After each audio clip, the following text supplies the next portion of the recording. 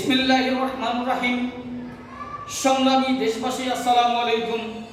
আজকে 5ই আগস্ট 2024, সেই 1971 সালের 16ই ডিসেম্বরের বিজয় স্বাধীনতার মতো দিন। আজকে স্বৈরাচার সরকার পলায়ন করেছে বাংলাদেশ থেকে। যারা বাংলাদেশকে শোষণ করত, বিভিন্নভাবে বাংলাদেশের মানুষকে শাসন করত, স্বৈরাচার চক্রের সেই আওয়ামী যুবলীগ, ছাত্রলীগের মতো বিভিন্ন লীগ আজকে ঢুকে গেছে পুলিশ বাহিনীতে, ঢুকে গেছে বিজিবিতে, ঢুকে গেছে নৌবাহিনীতে। আজকে বাংলাদেশ এরকম একটা অবস্থার প্রেক্ষাপট করেছে সেই স্বৈরাচারী শেখ হাসিনা। আজকে আমি উদারতভাবে বলতে চাই, বাংলাদেশের যে স্বৈরাচার, বাংলাদেশের আজকে শত শত হাজার হাজার তাজা প্রাণ নিয়েছে ছাত্রদের, তাদেরকে কখনোই জাতি ক্ষমা করবে না। তাদেরকে ফাঁসির মঞ্চে দাঁড়াতে হবে। তাদেরকে ফাঁসি দিয়ে বাংলাদেশের মানুষের সেই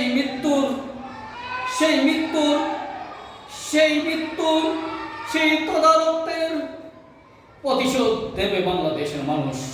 আজকে বাংলাদেশের ছাত্র জনতা, আবার বৃদ্ধ বনিতা যেভাবে রাস্তায় নেমে আজকে এই স্বাধীনতাকে ছিনিয়ে আনলো, তাদের প্রতি আমার অন্তরের অন্তরস্থল থেকে সহস্র সালাম, শ্রদ্ধা ও ভালোবাসা।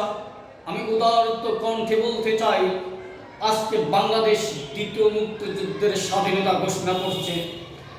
এই স্বাধীনতার জন্য আমি স্মরণ করছি সেই যে আমার ছাত্র ভাইয়েরা, ছাত্র বোনেরা, আমার কোমলমতি ছাত্ররা, যারা আজকে আকুদয়ে বুক পেতে দিয়ে, বুকের রাবার বুলেট নিয়ে যারা আজকে ঘুমিয়ে আছে মাটির সেই নিচে,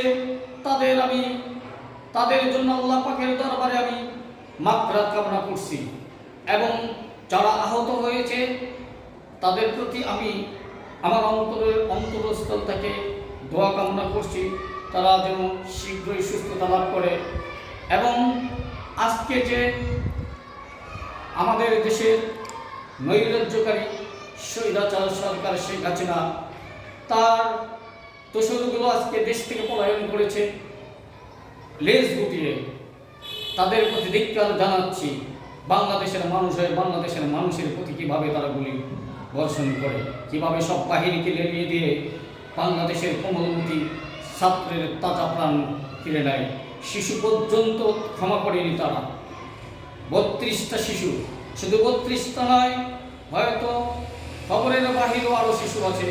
এই শিশুগুলো তাজা প্রাণ নিয়েছে, মায়ের বুকে শিশু কেড়ে নিয়েছে। মায়ের সেই আশার প্রদীপ, ভার্সিটির একটা ছাত্র পড়ে, সেই ছাত্রটার তাজা প্রাণ নিয়েছে। বাংলাদেশের সেই সুস্থ সুন্দর মেধা কেড়ে নিয়েছে শেখ হাসিনা। এই স্বৈরাচার সরকারকে আমরা বাংলাদেশের মানুষ ঘৃণা জানাচ্ছি। এবং বাংলাদেশের বাইরে যেখানে পলায়ে থাকুক, তার দোসর বাহিনীর মন্ত্রী আমলাদারকে খুঁজে খুঁজে এনে বাংলাদেশের বিচার সেই ফাঁসির মঞ্চে হবে। বাংলাদেশের মানুষ তাকিয়ে তাকিয়ে দেখবে তাদের সেই স্বৈরাচারী নৈরাজ্যের কর্মকাণ্ডের কৃতকর্মের ফল। আজকে এই স্বাধীনতা দিবসে আমি সবাইকে আমার সংগ্রামী শুভেচ্ছা, অভিনন্দন জানাচ্ছি। আবারও শহীদদের প্রতি এবং আমার সেই মা বোনদের প্রতি, ছাত্র জনতার প্রতি, এদেশের সকল মানুষের প্রতি সবিনয়ে বিনম্র সালাম প্রদর্শনে আমি এখানেই আমার সংক্ষিপ্ত কথা শেষ করলাম।